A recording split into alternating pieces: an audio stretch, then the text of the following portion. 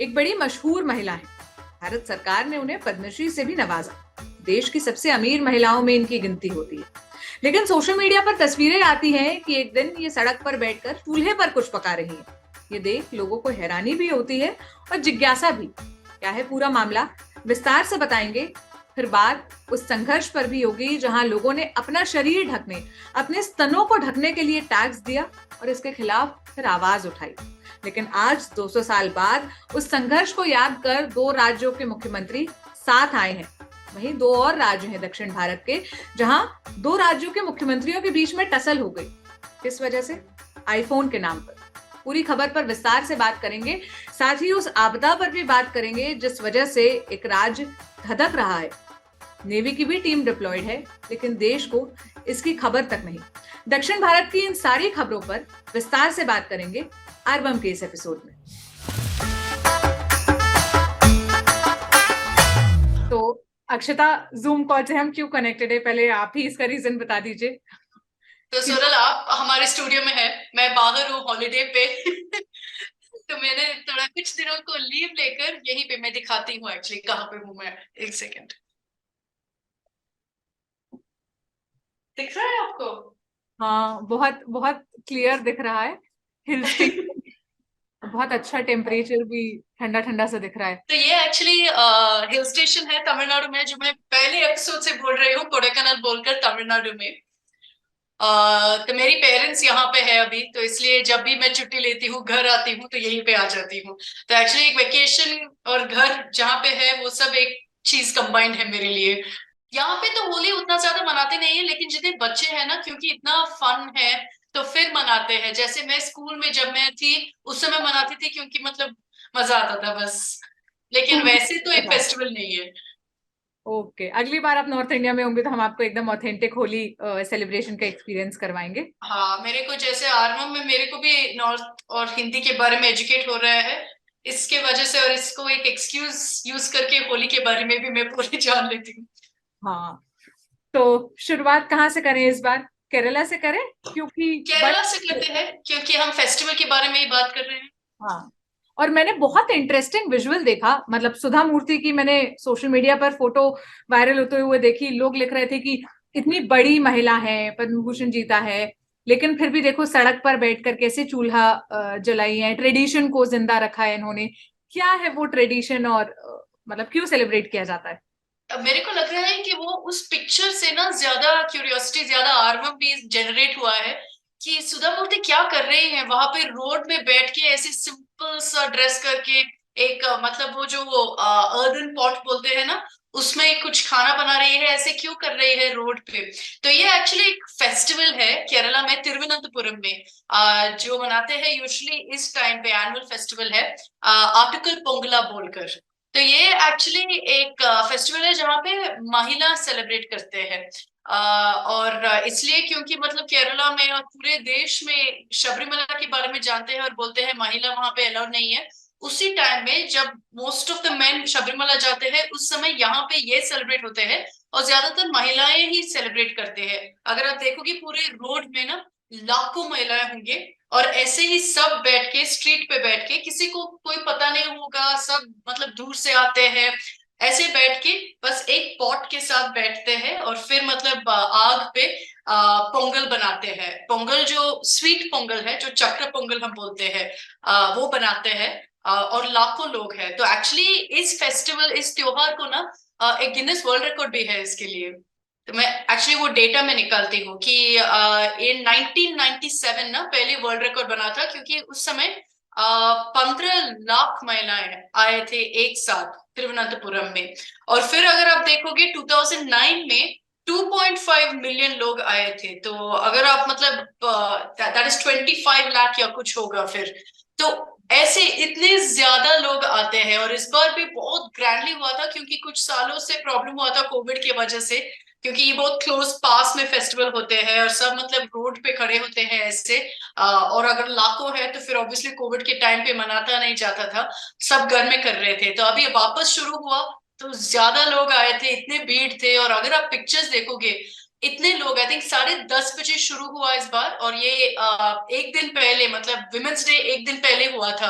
तो very fitting tribute था women's day के लिए कि जितना भी महिलाएं हैं सब, हमारी जो साड़ी है ना, जो ओणम आरवम की ओणम एपिसोड में था, उसमें पहना था वो व्हाइट और गोल्ड बॉर्डर के साथ, जो कस्व साड़ी बोलते हैं। तो ज्यादातर महिलाएं जो है वो सब ये कस्व साड़ी पहन के बैठते हैं, और फिर ये पोंगल बनाते हैं। और ये सब ये एक टेम्पल के लिए है, एनुअल ट्रेडिशन है, आटुकल भगवती टेम्पल के लिए। और ये सेलिब्रेट करते हैं कि गॉडेस जो थी, उसने एक किंग को डिफीट किया था। तो उस victory of good over evil celebrate करने के लिए ये जितने भी महिलाएं हैं सब आते हैं सेलिब्रेशन के लिए। ये मंदिर कहाँ पर है केरला में? तिरुवनंतपुरम में ही, आपको पद्मनाभ स्वामी मंदिर पता है ना, हाँ। उसके पास में ही है, मतलब ज्यादातर दूर नहीं है। और मैंने देखी हूँ कि जितने भी मतलब ऑनलाइन का डिस्कशन है इस मंदिर पे, वो यही था कि क्या मतलब मेन को अलाउड नहीं है क्या, मेल डेविटीज अलाउड नहीं है इस मंदिर में, जैसे शबरीमला में विमेन डेविटीज अलाउड नहीं है। वैसा कुछ नहीं है। मतलब अगर आप देखोगे ये मंदिर बोलते हैं कि ये सबसे ज्यादा पावरफुल महिलाओं के लिए है, लेकिन ये नहीं बोलते हैं कि जो मतलब मेल डेविटीज है वो अंदर नहीं आ सकते, अंदर जा सकते हैं लेकिन ज्यादातर नहीं जाते हैं, क्योंकि ये मानते हैं कि ये मंदिर महिलाओं के लिए है। वैसे ही आपिकुल पोंगला में भी 2-3 मतलब लड़कों आप देखोगे, लेकिन ज्यादातर ये डोमिनेटेड है विमेन डेविटीज के साथ। तो ये जो बनता है पहले, ये आप कह रही है मंदिर में चढ़ता है, भगवान को चढ़ता है, उसके बाद पीपल कैन ईट दैट ना, वो खा सकते हैं लोग? नहीं, तो एक्चुअली ऐसे, हाँ बिल्कुल, मतलब लोग भी खा सकते हैं। और जो पास में होते हैं उनके पास भी शेयर करके खाते हैं, वैसा है। तो एक्चुअली ऐसे शुरू होता है कि जो हेड प्रीस्ट है वहां मंदिर में, वो पहले पूजा करता है। फिर ये जो मतलब फायर है ना, वो पहले वहां मंदिर के पास फर्स्ट लाइट करेंगे, फिर जितने भी रोड में है वो भी शुरू कर लेंगे। और अगर आप देखोगे कैसे सेलिब्रेशन होता है, क्योंकि ये मतलब एक सेलिब्रेशन है जब ये गॉडेस भगवती, जब ये पांडियन किंग को डिफीट किया था, तो उस समय एक्चुअली एक मलयाली ट्रेडिशन है, जो बोलते हैं वाई कुरवा। वो पता नहीं कैसे मैं डिस्क्राइब करूंगी, लेकिन अगर आप देखोगे हमारे शादियों में भी एक साउंड जैसे करते हैं, जितने भी महिलाएं हैं ना, एक साउंड बनाते हैं उनके माउथ से, और ऐसे करेंगे और फिर वो साउंड आएगी। वो नॉर्थ इंडिया में करते हैं कि नहीं पता नहीं, लेकिन वाई कुरबा बोलते हैं हम। तो थोड़ा रेफरेंस के लिए कुछ इमेजेस भी डाल देते हैं व्यूअर्स के लिए। तो वो साउंड भी बनाते हैं उस समय सेलिब्रेट करने के लिए, ड्रम साउंड के साथ, ढोल के साथ। जितने भी महिलाएं हैं ये साउंड भी बनाएंगे जो वाई कुरवा बोलते हैं उनके वहां के साथ। इंग्लिश में अगर मेरे को डिस्क्राइब करना है, जो एक शब्द है उलुलेटिंग बोलकर, तो उलुलेटिंग साउंड्स जैसे करते हैं। और फिर उसके बाद ये सब मतलब जितने भी स्टव है सब ऑन करके फिर ऑफर करते हैं देवी को वहां पे। तो क्या मतलब अपनी फिंगर्स और माउथ को यूज हाँ कर? वैसा कुछ, मतलब मैं तो साउंड नहीं बना सकती हूँ क्योंकि मैंने ट्राई नहीं किया कभी भी, लेकिन उनके ऐसे करके फिर ऐसे ऐसे करेंगे और फिर बहुत लाउड सा साउंड आते हैं। और जब मतलब हजारों महिलाएं ऐसे करते हैं ना, तो बहुत लाउड सा होता है। तो ये एक्चुअली शादियों में भी करते हैं ज्यादातर, जब वो मोमेंट है ना जहाँ पे मंगलसूत्र टाई करते हैं, उस समय ये साउंड भी जितने भी मलयाली महिलाएं हैं वो सब बनाते हैं इस साउंड को। तो ये बहुत पॉपुलर ट्रेडिशन है, और इस त्योहार के टाइम पे ये भी करते हैं। और हाँ, इस बीच में मैंने सुधा मूर्ति के बारे में भी भूल गई, जो आपने पहले शुरू की थी। मैं एक्चुअली उनकी एक इंटरव्यू के बारे में मैं देख रही थी कि वो क्यों वहां पे थी, और बोल रही थी कि ये जो त्योहार है ये सिंप्लिसिटी के बारे में है, कि हम जहां पे भी है, जितना भी कमाए हैं, हम सब एक है इस टाइम पे। इसलिए उनको लगा कि उनको वहां पे होनी चाहिए। और बोल रही थी कि एक सिंपल और ब्यूटीफुल एक्सपीरियंस है जब इतने महिलाएं आते हैं। और मेरे को जो मेरे पास में है उसके बारे में पता नहीं है, लेकिन वो भी मेरे को मदद करती है, और ये एक ब्यूटीफुल स्पिरिट भी है। और वैसे अगर आप ये फेस्टिवल देखोगे, ये एक हिंदू फेस्टिवल है, लेकिन जितने भी लोग यहाँ पे पार्टिसिपेट करते हैं उससे मतलब रिलीजन से नहीं देखते हैं, जितने भी लोग पास में रहते हैं सब आते हैं ऑर्गेनाइज करने के लिए। लोग कन्नूर, कासरगोड, केरला से आते हैं इसके लिए, केरला से बाहर भी, तमिलनाडु, कर्नाटका से भी आते हैं। और 2 दिन पहले ही वहां पे बैठ के थोड़ा मतलब बुकिंग जैसा करते हैं, जितने भी रोड में इतना ज्यादा स्पेस नहीं है क्योंकि इतने लोग आते हैं, तो वहां पे बैठकर 2 दिन पहले ही बुकिंग करते हैं कि हम यहीं पे बैठेंगे। तो ऐसा भी मतलब पूरा प्रेपरेशंस होते हैं, जितना पुलिस है उनके अरेंजमेंट्स है, सब कुछ करते हैं। मतलब इस बार तो ज्यादा हीट भी था तो इसलिए वार्निंग्स भी था हीट वेव के लिए, सबको बोल रहे थे कि हाइड्रेट रहो, क्योंकि इतने घंटों के लिए आप रोड पे हो, स्टफ है, तो इतना गर्मी टेम्परेचर बढ़ जाता है। लेकिन उस सब के मतलब वो सब होता है, सब फिर भी आते हैं लाखों में इसके लिए। हाँ, जब आप ये डिस्क्राइब कर रही थी तो कि सारी महिलाएं एक साथ बैठती हैं, और जो बात सुधा मूर्ति ने कही कि यहाँ पर वो सारे डिफरेंसेस खत्म हो जाते हैं, ये बिल्कुल वैसे ही ना, women helping each other, women lifting other. हाँ, और इसलिए मैंने हाईलाइट किया कि एक्चुअली एक दिन वुमेन्स डे के एक दिन पहले हुआ था, क्योंकि ये तो शायद हाईलाइट करता है कि कैसे महिलाएं ने सब आते हैं। और ज्यादातर एक्चुअली लोग को अगर आप पूछोगे इस फेस्टिवल के बारे में पता नहीं होगा। उनको पता होगा कि हाँ ऐसे पोंगल अगर आप बोलोगे उनको लगेगा कि तमिलनाडु की फेस्टिवल है।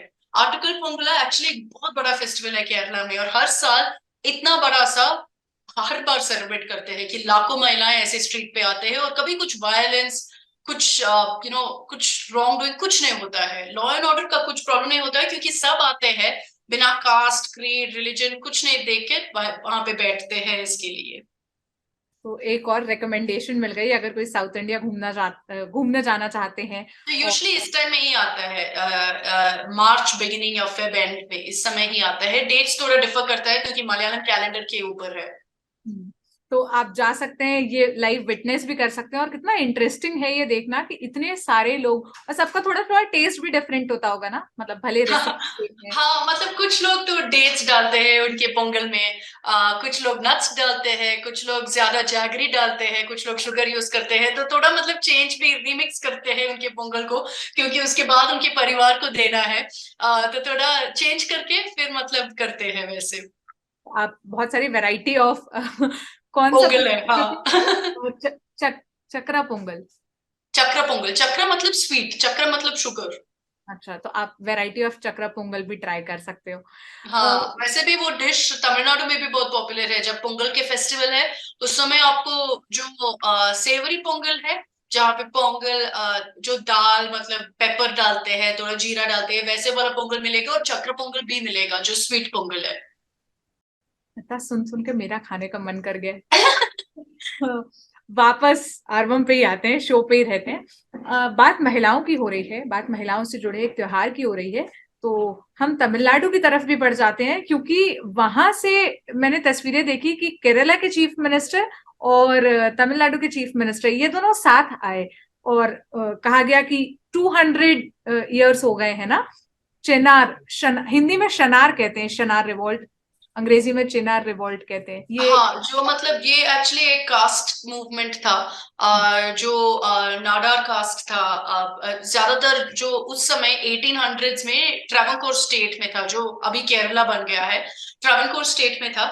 और जैसे आप बोल रहे थे कि अभी 200th ईयर है, तमिल में बोलते हैं तोल सीले पोराटम। तोल सीले पोराटम मतलब अपर क्लॉथ रिवोल्ट, उसका लिटरल ट्रांसलेशन अगर मेरे को बोलना है तो। ये जो इवेंट है ये कन्याकुमारी में हुआ था, क्योंकि उस समय 1800s में कन्याकुमारी ये ट्रावनकोर स्टेट के साथ था। कन्याकुमारी, तिरुनेलवेली, ये सब ट्रावनकोर स्टेट में था, तो इसलिए स्टेट था यहाँ ना पे। ये, सॉरी।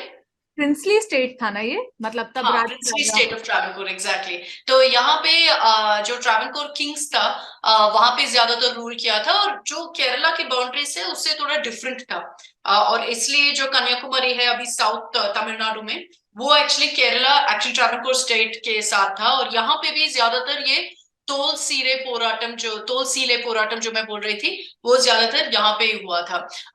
तो ये जो एक्चुअली एक मूवमेंट था, ये मेरे को पता नहीं कितना व्यूअर्स इसके बारे में पता है, लेकिन एक्चुअली थोड़ा पब्लिसाइज्ड भी है। ज्यादातर लोग हिस्टोरिक अकाउंट्स भी है इसके ऊपर, कि जो लोअर कास्ट विमेन जो थे यहाँ पे, मेन भी, उनको एक रूल था कि उनकी जो अपर बॉडी है वो अनकवर्ड होनी चाहिए, मतलब एक कपड़ा कुछ नहीं पहन सकते थे।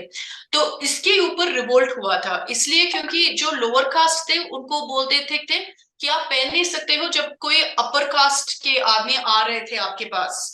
जब कोई आ रहा है तो फिर आपको मतलब अनकवर्ड ही रहना है, अगर आपने कभी कपड़े पहने तो उनको लगता था कि इंसल्ट था। तो उस समय जो अपर कास्ट थे वो थे नायर्स, नंबूद्रीज, ब्राह्मण्स। तो वो एक्चुअली अपर क्लॉथ पहनते थे इन लेफ्ट शोल्डर से ऐसे। और पिक्चर्स भी हम दिखाएंगे कि कैसे कवर करते थे एक बहुत थिन सा क्लॉथ के साथ। फिर लेकिन बोलते थे कि लोअर कास्ट जो है वो पहन नहीं सकते हैं हमारे मतलब जब हम हैं, जैसे नायर्स और नंबूद्रीज पहनते थे, लेकिन उनके अपर कास्ट जो है जैसे ब्राह्मण्स कभी नहीं पहनते थे जब वो प्रे करते थे, जब वो देवी के पास थे। तो ये एक कस्टम जैसा था, लेकिन ऑब्वियसली कास्टिस्ट था, उसमें कुछ सेक्सुअलिटी के बारे में नहीं है, क्योंकि जो मेल और फीमेल दोनों के लिए ये रूल था। लेकिन जो महिलाएं हैं यही मूवमेंट स्टार्ट किया था, बोल दिए कि हमको कवर करना है जैसे भी। और उनकी जो मूवमेंट था वो ज्यादा बैकिंग मिला था जो दूसरे लोअर कास्ट थे, और मिशनरी से भी ज्यादा बैकिंग क्रिएट हुआ था, क्योंकि 1800s में अगर आप देखोगे बाहर, भारत के बाहर, इंडिया के बाहर अगर आप देखोगे, ज्यादातर लोग उसी समय से वो बड़ा विक्टोरियन बॉल गाउन जैसे पहनते थे। तो उनके लिए न्यूडिटी का एक फीचर बिल्कुल पता नहीं था, उनको लगा था कि ये एक बहुत रूरल कॉन्सेप्ट है। तो मिशनरीज भी उनको बहुत बैक किया, क्योंकि मिशनरीज पुश कर रहे थे कि जितने भी ये लोअर कास्ट लोग हैं और जितने भी लोग हैं उनको एक ब्लाउज पहनना चाहिए, जो उस समय इवन अपर कास्ट के लोग नहीं पहनते थे।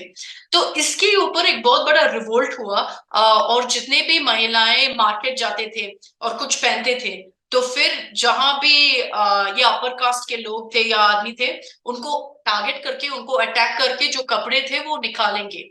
अगर अगेन मैं ये बोल दूंगी कि ये मतलब एक सेक्सुअल नेचर का क्राइम नहीं था, ये कास्टिस्ट क्राइम था। बोल देते थे कि अगर आप लोअर कास्ट में हो तो आप क्यों कवर कर सकते थे, क्योंकि उनको लगता था कि ये एक सिंबल है कि अगर आप कवर कर दिए तो हमको इंसल्ट कर रहे हो। तो इसलिए उनको कवर करने के लिए अलाउ नहीं कर रहे थे, स्पेशली ऐसे लेफ्ट शोल्डर के साथ ऐसे कपड़ा डालना। तो ये एक्चुअली एक रिवोल्ट जो है बहुत सालों से चला था। और फिर फाइनली अगर आप देखोगे हिस्ट्री में कैसे स्प्रेड हुआ था, फाइनली जितने भी बैकवर्ड कास्ट थे उनको भी परमिशन मिला कि वो कवर कर सकते हैं। लेकिन इसके ऊपर ही ज्यादा डिबेट भी इससे शुरू हुआ कि ब्रेस्ट टैक्स का इम्पोजिशन भी हुआ था।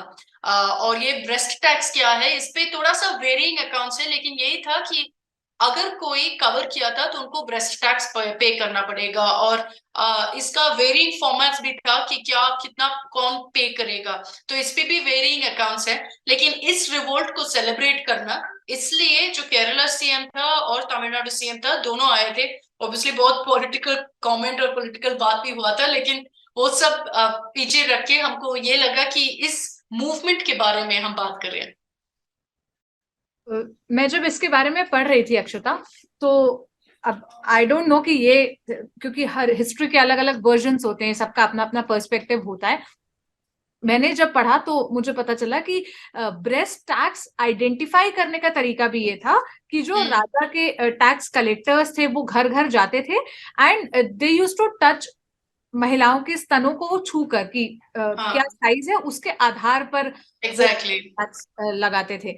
इस बीच अक्षता नंगेली का भी जिक्र कर लेते हैं, क्योंकि इनकी भी कहानी या इनके बारे में भी जो स्टोरीज है उसकी बहुत चर्चा होती है, और एनसीईआरटी बुक का भी ये पार्ट थी शायद, या ये भी एक कंट्रोवर्सी है कि ये सिर्फ एक स्टोरी है या वाकई ऐसा हुआ था नहीं हुआ था, मतलब कुछ भी बहुत पक्के तौर पर नहीं पता है ना। तो आप स्टोरी वेरिंग अकाउंट्स है इसके ऊपर। जो नंगेली की स्टोरी है वो ये है कि 19th सेंचुरी में, मतलब 1800s में जब हम बात कर रहे थे कि रिवोल्ट हुआ था, दलित थी ट्रावनकोर स्टेट में एरावा ट्राइब की। तो जो यरवा ट्राइब थी वो भी लोअर कास्ट है उस समय का।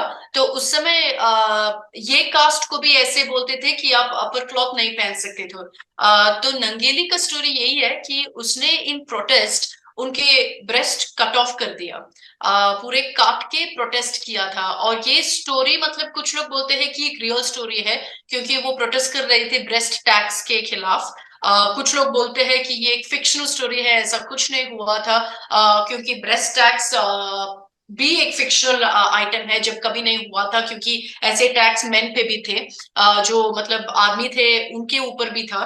लेकिन हाँ, जैसे मैं बोल रही थी, वेरिंग अकाउंट्स है, लेकिन ज्यादातर किसी को भी अगर आप पूछेंगे इस मूवमेंट के बारे में, उनको शायद इस रिवोल्ट के बारे में पता है, इसलिए क्योंकि उनको नंगेली की स्टोरी के बारे में पता है। ये स्टोरी ज्यादातर लोग को पता है एज अ ट्रू स्टोरी। लेकिन अगर आप हिस्टोरियन से बात करोगे, बोलेंगे कि थोड़ा सा मतलब उतना ज्यादा 100% कॉन्क्रीट डिटेल्स नहीं है कि ये 100% हुआ था। और नंगेली की कहानी जब मैं पढ़ रही थी, सुन रही थी, यूट्यूब पर एक शॉर्ट फिल्म भी है इसके ऊपर। मैं उसका स्क्रीनशॉट लगा दूंगी यहाँ पर जब हम बात कर रहे हैं और जब ये एडिट होगा इस जगह पर। नंगेली की कहानी से ये भी पता चला कि वो एक लड़ाई इस बात की भी थी कि मेरे शरीर पर मेरा हक है, मैं क्या दिखाना चाहती हूँ, क्या मैं छिपाना चाहती हूँ, ये मेरा डिसीजन होगा। आप ये नहीं कर सकते ना कि आप कपड़ा अगर पहनेंगी या आप अगर अपने अपर बॉडी पार्ट को कवर करेंगी तो उसके लिए टैक्स देना। जबकि वो एक बहुत गरीब परिवार से थी, उनको पता था कि उनके पास कभी वो इतने पैसे नहीं जुटा पाएंगी कि वो ये टैक्स दे पाए। फिर भी उन्होंने वो टैक्स कलेक्टर से वक्त मांगा, कहा कि मुझे वक्त दीजिए, और फिर उस थोड़े टाइम बाद वो पहुंचे और कलेक्ट करने थे। तो उन्होंने अपना ब्रेस्ट काट के दे दिया था, ओवर ब्लीडिंग के कारण उनकी डेथ हुई थी ना। फिर शायद उनके हाँ, हस्बैंड भी उनके हस्बैंड भी मतलब जैसे मैं बोल रही थी, मेन और विमेन के ऊपर टैक्स था। जो विमेन थे उनके ऊपर ब्रेस्ट टैक्स था, जो मुलक्करम बोलते थे, और मेन के ऊपर तलक्करम टैक्स बोलते थे, जो मतलब लिटरली हेड टैक्स वैसे नाम था। और नंगेली की स्टोरी अगर आप देखोगे, उनके एक छोटा सा कोस्टल विलेज में रहता था, ये एक्चुअली केरला में है, चेरतला बोलकर, सॉरी। और नंगेली और उनके पति दोनों एरवा कम्युनिटी से थे, और इसके ऊपर जो मतलब बहुत बड़ा टैक्स जो लगाए थे उनके ऊपर, उनके शरीर के ऊपर, इसके खिलाफ प्रोटेस्ट कर रही थी नंगेली। और उनके पति जो है, उनके नाम था चिरुकंडन। सो एक्चुअली अगर आप देखोगे ना, जितने भी स्टोरीज है उसमें ज्यादा डिटेल्ड इंफॉर्मेशन है कि कहाँ पे थे, क्या हुआ, उनके पति के नाम क्या था, और एग्जैक्ट डिटेल्स भी है उनके पास।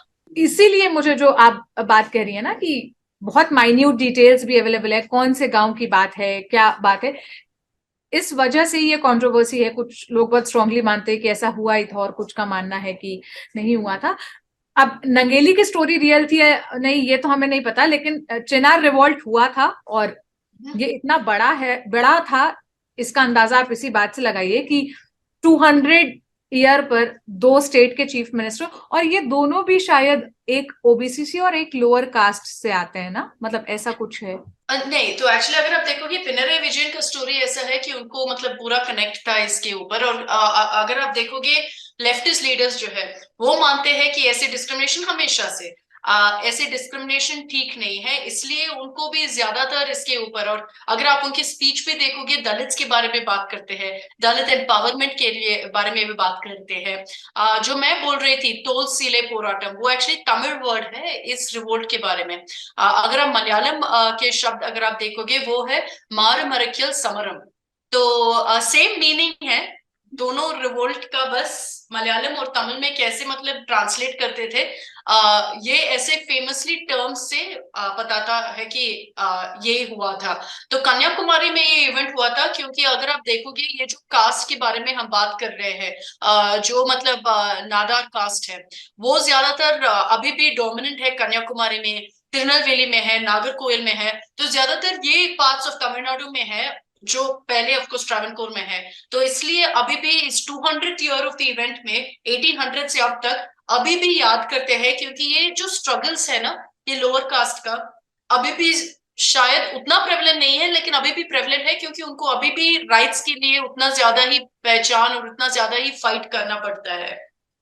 बिल्कुल सही बात है। और ऐसा है नहीं कि वो कंप्लीटली खत्म हो गया है या चला गया है। मैं जो इन्फॉर्मेशन पढ़ रही थी वो ये कि एक सीएम अदर बैकवर्ड क्लासेस से आते हैं और एक सीएम शेड्यूल ट्राइब। नहीं, तो अगर आप देखोगे, पिनराई विजयन, हाँ, एम के स्टालिन नहीं, एम के स्टालिन तो मतलब अपर कास्ट से ही है। ओके। और अगर आप देखोगे, एम के स्टालिन तो मतलब पेरियार आइडियोलॉजी को फॉलो करते हैं, तो उनकी कास्ट क्या है उससे कुछ फर्क नहीं पड़ता है उनको। मतलब जो डीएमके की आइडियोलॉजी है वो यही है, इसके ऊपर ही बेस्ड है कि हम कास्ट रिलीजन उससे कुछ लेना देना नहीं है, वैसा है। ओके, तो अगर लोगों को इंटरेस्ट है, आप लोगों को, तो आप इस शेनार रिवॉल्ट के बारे में और पढ़ सकते हैं, क्योंकि कई किताबें लिखी गई हैं। आप अगर यूट्यूब पर ही सर्च करेंगे, लेक्चर्स सर्च करेंगे, तो आपको इंग्लिश में, हिंदी में, दोनों ही लैंग्वेजेस में काफी लेक्चर्स मिल जाएंगे।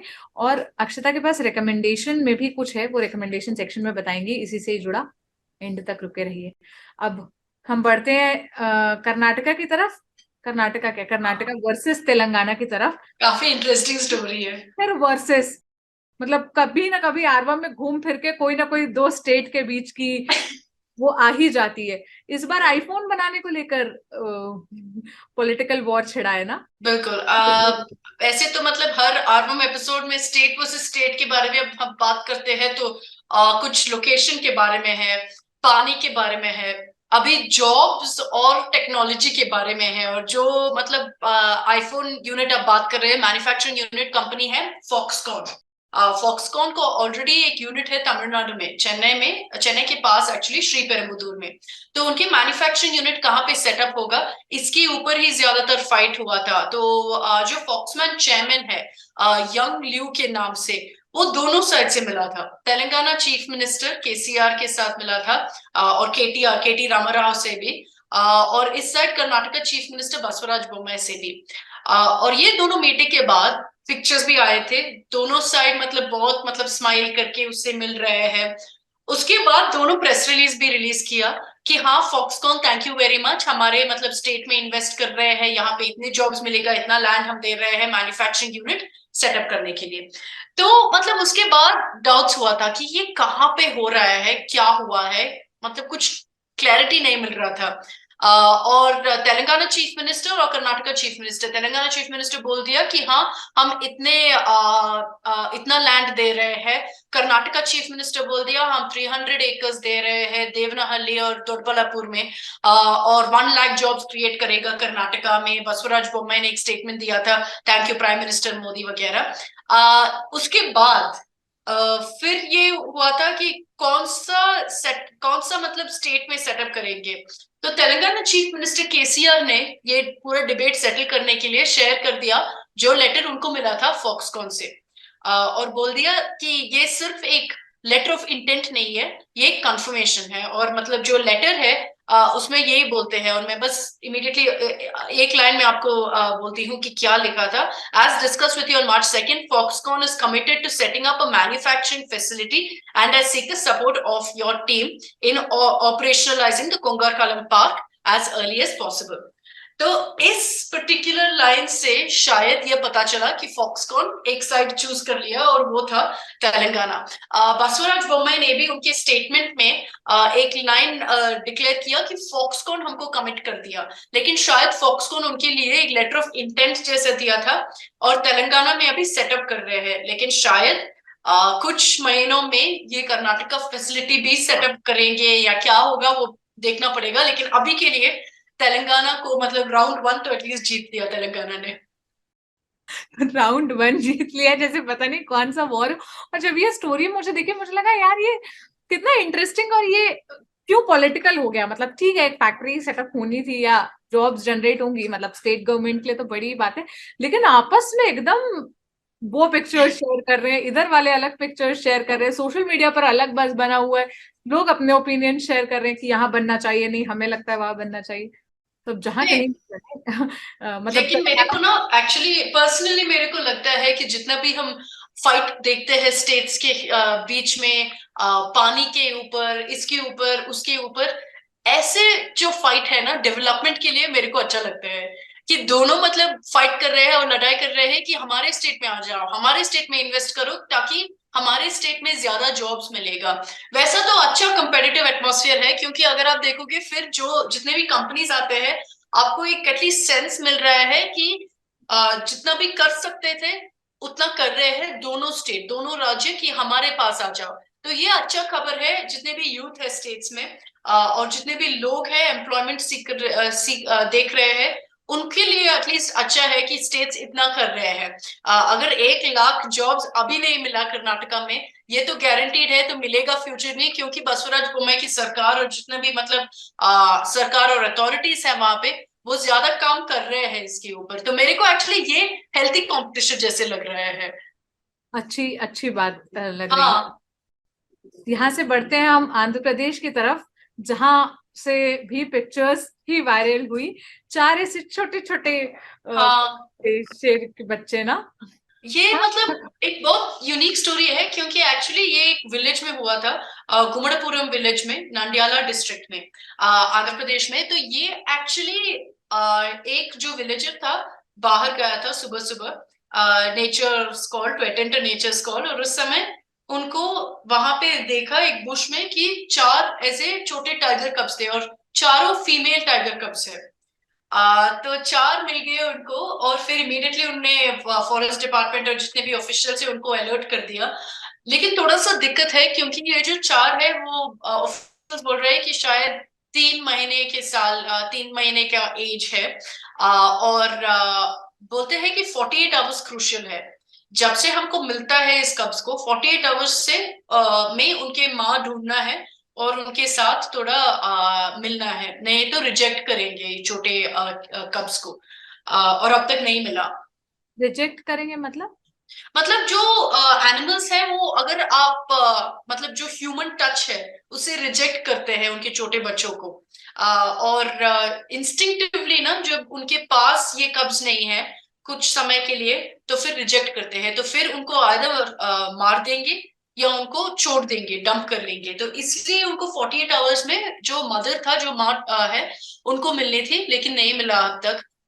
जो बोल रहे हैं कि एक्चुअली अगर आप देखोगे ज्यादा एफर्ट्स भी लिया था उस पूरे जगह में ढूंढने के लिए, लेकिन अब तक कुछ इन्फॉर्मेशन नहीं मिला है।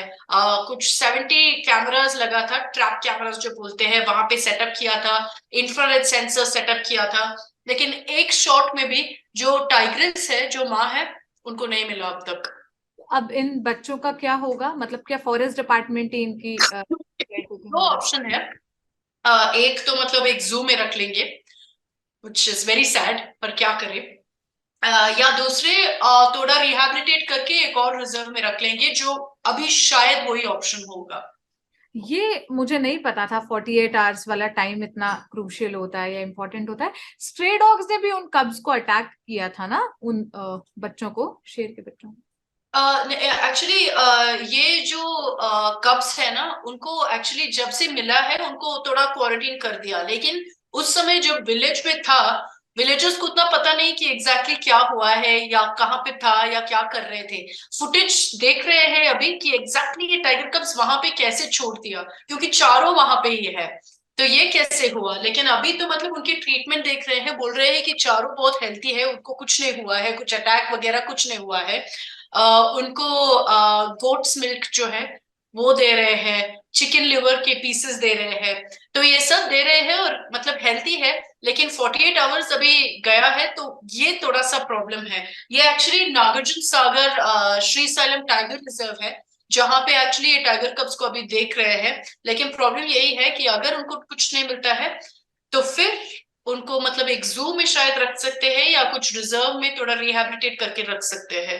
तो वो थोड़ा सा अभी देख रहे हैं कि क्या करेंगे एग्जैक्टली, क्योंकि ये 4 फीमेल टाइगर कब्स है। उनको अगर आप रिहैबिलिटेट करते हो तो ऑब्वियसली आपकी टाइगर पॉपुलेशन इंक्रीज भी हो जाता है।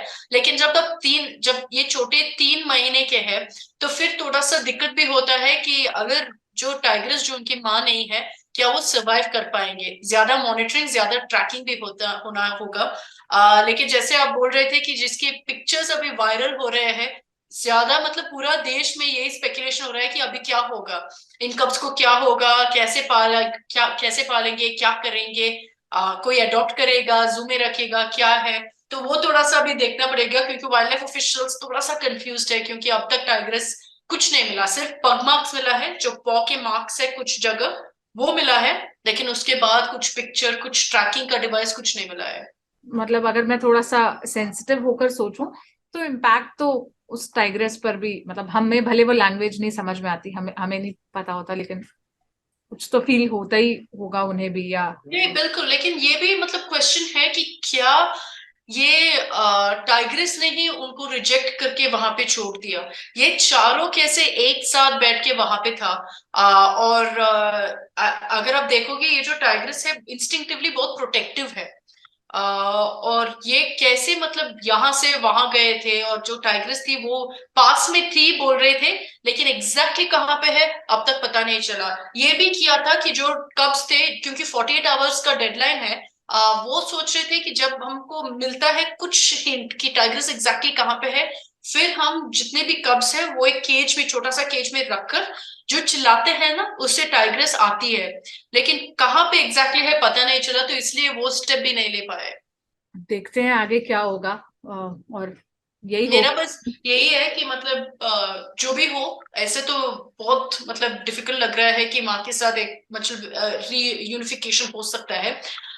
लेकिन मेरे को बस यही होप है कि कुछ रिजर्व में वैसा रिहैबिलिटेट करते हैं और एक जू में नहीं रखते हैं, क्योंकि ये एक्चुअली जो मतलब टाइगर कब्स थे वो कुछ फॉरेस्ट में था, और वहां से जू में डालना उनके लिए भी मुश्किल होगा। और फिर मतलब ऐसे ट्रैप्ड एक केज में बहुत मतलब मुश्किल लगता है फिर देखने के लिए। तो इसलिए मेरे को एटलीस्ट यही होप है कि अगर टाइगर्स नहीं मिलता है, जो बहुत मतलब बहुत स्मॉल चांस है अभी, एटलीस्ट थोड़ा मतलब एक रिजर्व में, एक फॉरेस्ट एरिया में रिहेबिलिटेट करते हैं इनको।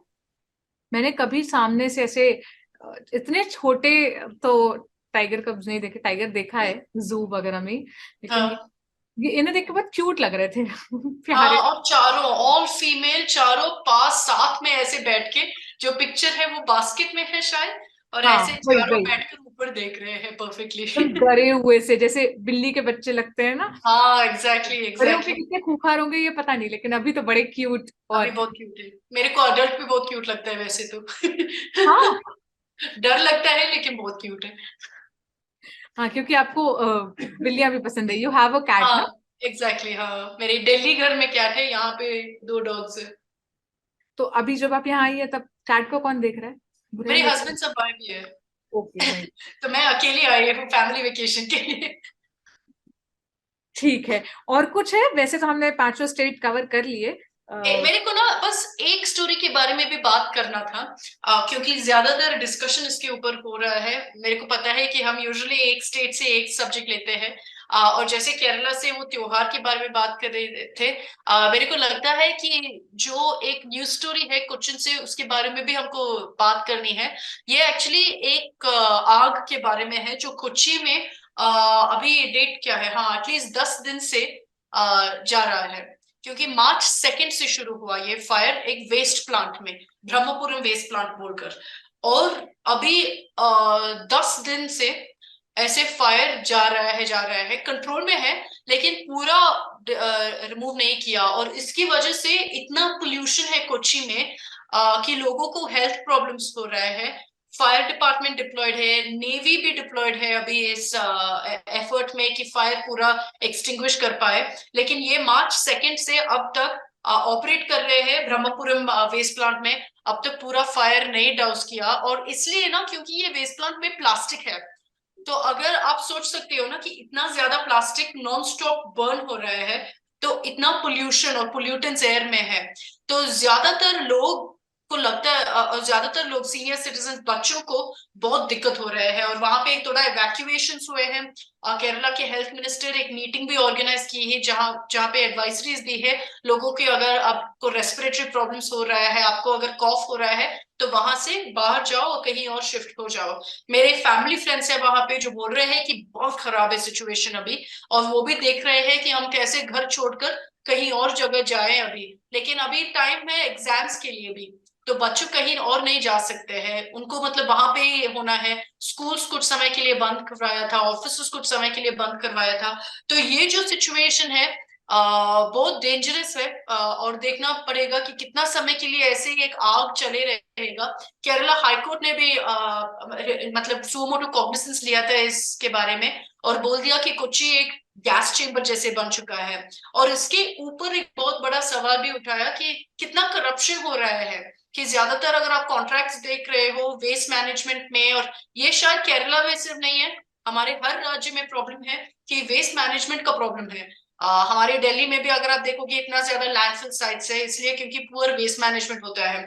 तो इसके बारे में केरला हाईकोर्ट ये भी बोल दिया कि ये करप्शन का प्रॉब्लम है और इसके ऊपर भी बात करनी चाहिए। तो मेरे को लगा कि जब हम मतलब आर्ग्यू करते हैं और सबसे बड़ा न्यूज पॉइंट्स के बारे में बात करते हैं, तो ये 100% थोड़ा सा मेंशन करना पड़ेगा। और अगले हफ्ते भी अपडेट देंगे कि क्या ये आग पूरा एक्सटिंग्विश कर पाए या नहीं। लेकिन अभी fire department, police officials, navy सब डिप्लॉयड है इसमें।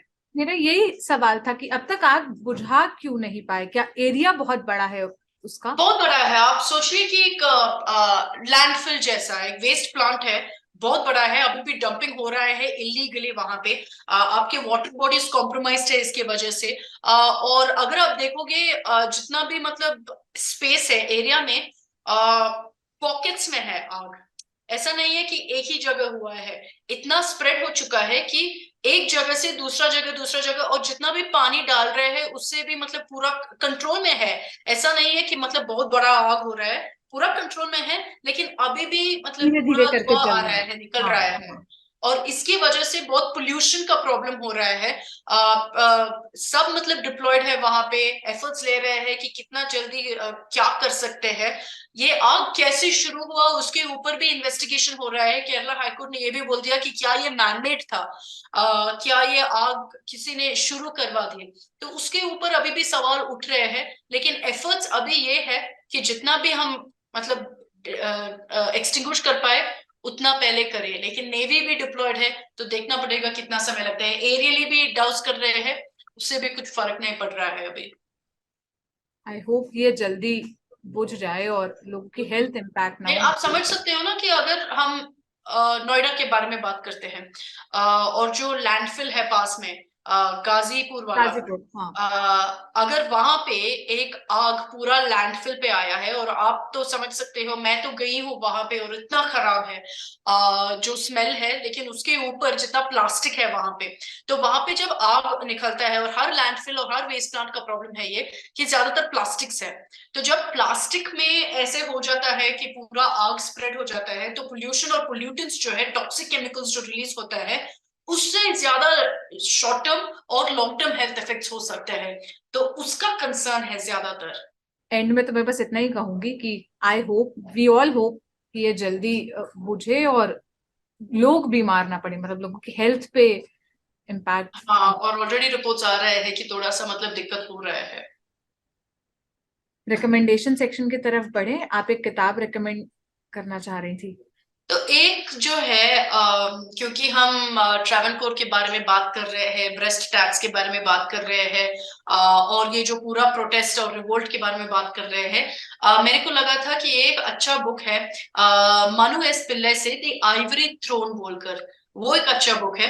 और दूसरा जो मैं रेकमेंड करूंगी वो ये है कि पीपल्स रिवोल्ट इन ट्रैवनकोर, वो आर एन येशुदास ने लिखा है। लेकिन जो मनु एस पिल्ले की बुक है द आइवरी थ्रोन बोलकर, ये शायद 2016 आई थिंक रिलीज हुआ था। बहुत अच्छा बुक है। तो वो मेरी रिकमेंडेशन है अगर आपको ट्रैवनकोर स्टेट के बारे में, और उनको वो मतलब जो किंग्स था और कैसे था, सोसाइटल नॉर्म्स जो था, उसके बारे में इसमें अच्छा से लिखा है। तो वो मेरी बुक का रिकमेंडेशन है। मूवी जो है, नेटफ्लिक्स पे एक थ्रिलर तमिल फिल्म है रांगी बोलकर, जिसमें त्रिशा कृष्णन एक्ट करती है। त्रिशा, अगर आपको पता नहीं, PS1 पोनियन 7 1 में भी थी, एटलीस्ट साउथ तुम्हें में। पता है, मुझे तो पता अच्छा, है। आपको पता है, ग्रेट। साउथ में कॉलीवुड में जो हमारे तमिल फिल्म इंडस्ट्री है, वो बहुत बड़ी एक्टर है, one of my favourites also. तो वो ये फिल्म में एक्ट करती है और बहुत अच्छा वॉच है, तो मैं वो रेकमेंड करूंगी सबको। ठीक है, इस हफ्ते का किताब भी मिल गई है, फिल्म भी मिल गई है। कुछ खाने के बारे में भी बता दीजिए। मैंने एक नई डिश, मेरे लिए नई है, आपको पता नहीं, मतलब आपके लिए तो कॉमन ही होगा। हाँ, कार्नाटिक कैफे में मैंने पड्डू खाया, वो फ्राइड बॉल्स जैसी थी, राइस की। हाँ। अच्छा, वो स्वीट था या मतलब कैसे था? सॉल्टी था हाँ। और वो चटनी के साथ सर्व हुआ था। अच्छा, हाँ, जो ब्रेकफास्ट आइटम जैसा था। हाँ। हाँ, वो तो मतलब एक कन्नड़ी का डिश है, जो खाते हैं। मैं एक रेकमेंड करती हूँ क्योंकि मैं यहाँ पे तमिलनाडु में हूँ, और कल लंच के लिए मैं बाहर गई थी टाउन में और वहां पे मोर कोरम्बो बोलते हैं, जो मतलब ये क्या बोलते हैं आपको, लस्सी नहीं, दूसरा क्या है, छाछ। छाछ। छाछ के साथ एक करी जैसे बनाते हैं। एक्चुअली आपके जो कड़ी चावल कड़ी, हाँ, उसके थोड़ा सिमिलैरिटीज है, लेकिन इसमें तो जो मतलब आपके कड़ी चावल में बॉल्स या ऐसे कोफ्ता जैसे बड़े होते डालते हैं। हैं ना, हाँ। वैसा नहीं है। इसमें ओके। तो पूरा मोर कोरम्बो जो है सेम कलर का होगा, लेकिन थोड़ा सा मतलब मसाला जैसा भी डालते हैं, क्योंकि लास्ट में वो जो मस्टर्ड और रेड चिली वो सब फ्राई करके डालते हैं इसमें। तो थोड़ा सिमिलर है। लेकिन अगर आप कभी यहाँ पे आते हो या कुछ मतलब मील्स जो बोलते हैं यहाँ पे ऑर्डर करते हो, तो ये भी जरूर ट्राई करनी चाहिए, क्या नाम सांबर बताया रसम आपने? और मोर कोरम्बो। नाम क्या बताया आपने? मोर कोरम्बो। मोर क्रम्बल। ठीक है, ये दही बेस्ड वाली वो होती है ना। हाँ वैसे हाँ कढ़ी में भी अगर आप पंजाब की कढ़ी खाएं तो उसमें ऊपर से मस्टर्ड और करी लीव्स और ड्राइड चिली इसका वो। हाँ, वैसे ही है, लेकिन वो कोफ्ता नहीं है। ओके। कोफ्ता नहीं, it's called pakora. Kofta is different. मेरे को सेम लगा। No, it's very different. Kofta में बहुत जैसे क्या कहूँ मतलब मैं, सब मिला के मैश करते हैं। मैश करते हैं। हाँ, उसमें लौकी, बॉटल गार्ड, उसको ग्रेट हाँ। करके कोफ्ता बनता है, या पनीर को ग्रेट करके कोफ्ता बनता है। बट जो कढ़ी में पकौड़ा डलता है that is just made of बेसन। बेसन की। अच्छा अच्छा, हाँ, तो इसमें जो मोर कोरम्बो में है डिफरेंट वर्जन है सेम कड़ी चावल का। इसमें भी चावल के साथ ही खाते हैं, लेकिन इसमें तो वो पकोड़ा नहीं है। पकौड़ा नहीं है। डन। पक्का ट्राई करेंगे। और कमेंट्स। प्लेसेस टू विजिट में हाँ। कन्याकुमारी में बोल दूंगी इस बार। पता नहीं कि मैं शायद कन्याकुमारी के बारे में बात कर रही हूँ कि नहीं, लेकिन कन्याकुमारी बहुत मतलब ब्यूटीफुल जगह है, तो जरूर विजिट करना चाहिए, मैंने क्योंकि वहां की कन्याकुमारी का कोस्टल सनसेट भी जगह है, देखा है। ब्यूटीफुल है। मैंने कन्याकुमारी का सनसेट भी देखा है, सनराइज भी देखा है। आप गए हो? मैं बहुत छोटी थी। हम आई थिंक अंडमान निकोबार गए थे, तब हमने वहां पर हॉल्ट लिया था, 1 डे या 2 डे का। तब अच्छा। रामेश्वर, कन्याकुमारी सब घुमा हुआ है मेरा। एंड अरे आई, वाह, तो फिर आप रेकमेंड करो कन्याकुमारी को। हाँ मतलब मैंने, मुझे पिक्चर्स याद है क्योंकि मैं बहुत छोटी थी तो मेरी मेमोरी बहुत ज्यादा उस टाइम की क्लियर हाँ, नहीं है। But pictures are very beautiful from that place अभी भी। अब जाना है मुझे, बचपन में तो पता नहीं कैसी पिक्चर्स मम्मी पापा ने। 100%। मेरे को लगता है कि अगर किसी को ऐसे कोस्टल टूरिज्म पसंद है, केरला में ऑब्वियसली बहुत जगह है, तमिलनाडु में कन्याकुमारी, रामेश्वरम, ये तो मतलब मस्ट विजिट प्लेसेस है। ठीक है, रिकमेंडेशन हो गया। अब कमेंट्स ले लेते हैं। संदीप सौरभ का कमेंट है, 4 दिन पहले आया है कि I watched each and every episode of आर्वम and this show is really awesome. Thank. Thank you so much. Piyush का एक कमेंट है, before declaring it fake news, you should talk to people who returning home because of the insecurity in Tamil Nadu, pick up any random train coming from TN and talk to the people who are off boarding. मानती हूँ पीयूष की थोड़ा सा मतलब fear है, लेकिन जब हम बात कर रहे थे वो वीडियोस के बारे में है, और वीडियोस जो था वो फेक था। हमने कभी ये नहीं बोला कि फियर नहीं है, या मतलब ये जो डर है माइग्रेंट्स में वो रियल नहीं है। ऑब्वियसली जब ऐसे वीडियोस स्प्रेड हो जाता है तो लोगों को मतलब डर के वहां से भाग जाते हैं। तमिलनाडु गवर्नमेंट ये बोल रहे हैं कि लोगों भाग नहीं रहे हैं, वो होली के लिए मनाने के लिए घर से बाहर गए हैं, लेकिन अभी अगले हफ्ते पता चलेगा कि वैसा सच है या एक्चुअली डर के भाग गए हैं। और दूसरी बात जो है अक्षता, वो ये, जिन लोगों से, माइग्रेंट वर्कर्स से बात की गई और बाकी रिपोर्टर्स ने बात की, वो ये कहते हैं कि हमारे साथ तो नहीं हुआ, लेकिन हम सुन रहे हैं कि ऐसा हो रहा है एग्जैक्टली और हम तभी एग्जैक्टली। रिटर्न होंगे जब शांत होगा। तो ये वही बात है ना कि फेक न्यूज ज्यादा फैली एज कम्पेयर हाँ, टू द और सिचुएशन। ऑब्वियसली उसके बाद डर होगा, तो हमने वो डिनाई नहीं कर रहे हैं कि डर है, लेकिन हम बस ये बोल रहे हैं कि वीडियोस जो है वो फेक था। कृष्णा का कमेंट है, spend my 30 years in Chennai. I feel gratitude towards each and every person for what I am today. On a lighter note, Panipuri, yes, I heard that, but I made friends from there for life from that state. Thank you. और ये मैं 100% agree करूंगी कि एक misconception है कि लोग friendly नहीं है, वहां पे ज्यादा फ्रेंडली है। हाँ, थोड़ा सा क्लीशेस और ऐसे वर्ड्स यूज करते हैं, लेकिन कौन यूज नहीं करते हैं। नॉर्थ इंडियंस तो मद्रासी बोलते हैं सब साउथ इंडियन को, वैसे ही साउथ इंडियंस जो है पानी पूरी बोलते हैं नॉर्थ इंडियंस के लिए। लेकिन उससे उसके खिलाफ जो क्लीशेस और स्टीरियोटाइप्स है उसके बाद अगर आप देखोगे चेन्नई में ज्यादातर लोग जब भी मैं बात करती हूँ वो बोलते हैं कि हाँ मेरे को स्टेट और सिटी बहुत अच्छा लगा, तो thank you for that comment.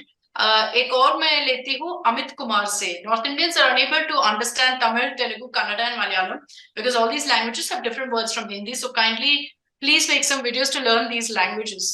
वो तो कोशिश कर रहे हैं, आपको एक दो वर्ड ऑलरेडी मिल गया जैसे आर्व लेकिन मेरी जो लैंग्वेज नॉलेज है वो एक्चुअली अगर आप देखोगे उतना ज्यादा नहीं है कि मैं किसी और को सिखाऊं। मैं तो लोकली अगर आपको बात करनी है वो तो मतलब मैनेज कर सकती हूँ, लेकिन मेरे को लगता है कि अगर आपको पूरा का पूरा हर लैंग्वेज समझना चाहिए, समझने के लिए कोशिश करना है तो फिर आपको प्रोफेशनल ट्रेनिंग लेना पड़ेगा या फिर बुक्स को देखना पड़ेगा। इसी से जुड़ा एक कमेंट और था, कोई सुपरमैन नाम का अकाउंट, उन्होंने लिखा है कि big fan of Akshata ma'am and my role model. She is my inspiration because I want to learn multiple languages. So much love and respect to her. I'm from Bihar, currently living in Chennai. अरे thank you so much, thank you. Champak Kumar Das बोल दिया mutton fry, जो हम recommend किया था last week, specially because mutton canteens आ रहे हैं तेलंगाना में। तो चंपक कुमार बोल दिया कि mutton fry it's an awesome delicacy, I cooked also, please come to my place, it's my pleasure. तो चंपक हम सब आ जाएंगे। कहाँ पे हो? तेलंगाना में?